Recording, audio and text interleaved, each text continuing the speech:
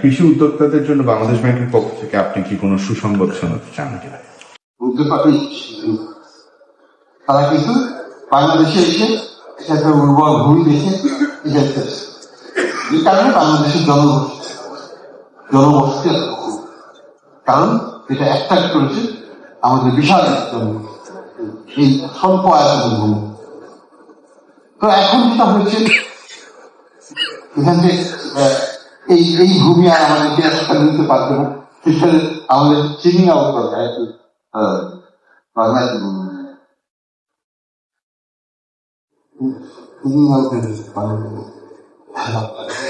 হ্যাঁ ঘনত্বটা কমে দিতে হবে, জনগণের ঘনত্বটা কমে দিতে হবে, সেটা আরবার মাইগ্রেশন হবে।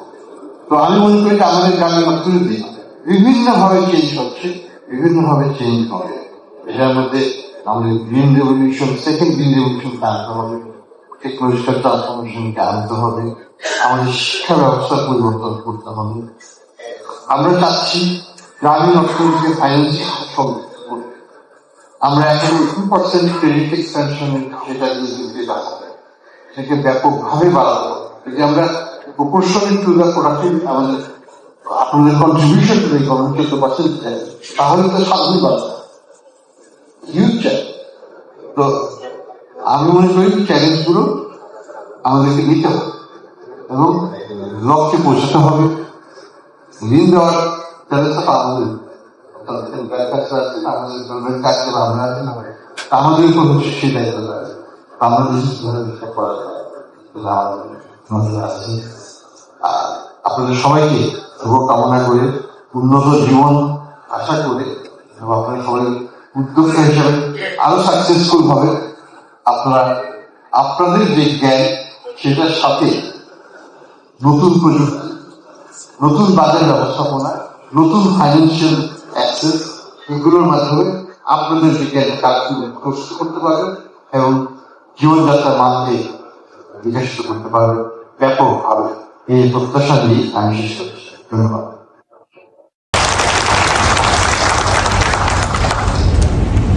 দ্বিতীয় প্রশ্ন, কৃষি উদ্যোক্তাদের জন্য বাংলাদেশ ব্যাংকের পক্ষ থেকে আপনি কি কোনো সুসংবাদ শোনাতে চান কিনা? দেখুন, আমি যেটা বলেছিলাম আগের বক্তব্যে যে বাংলাদেশের কৃষি ঋণের যে ব্যবস্থাপনা, সেখানে আমাদের বড় রকম পরিবর্তন আনতে হবে যদি আমরা কৃষকের কাছে আরো ব্যাপকভাবে ঋণ দিতে চাই। এখানে যে জিনিসটা উল্লেখ করেছিলাম আমি, যে আমরা কৃষকের কাছে 2% ঋণ দিচ্ছি। দেশের সামগ্রিক ঋণের পরিমাণ হচ্ছে প্রায় 19 লক্ষ কোটি, কৃষকের কাছে আমরা দিচ্ছি 36,000 কোটি, 2% একটু কম। কিন্তু কৃষক এবং কৃষির যে contribution to the society, to the economy, সেটা 14% মতো। তাহলে আমাদের অন্তত পক্ষে 7 গুণ করার সম্ভাবনা থাকা উচিত বলে আমি মনে করি, যদি সমতা আনতে হয়। এখন সেই সমতাটা বাংলাদেশ ব্যাংকের দক্ষ হবে, সরকারেরও দক্ষ হওয়া উচিত সামগ্রিকভাবে, যে বিভিন্নভাবে আর্থিক খাতকে একটা মোটিভেট করে সাইকেলের সাথে মিলিয়ে আমরা এটাকে করতে পারি এবং পরিমাণটাকে ব্যাপকভাবে বাড়াতে পারি, সেটা করতে পারি।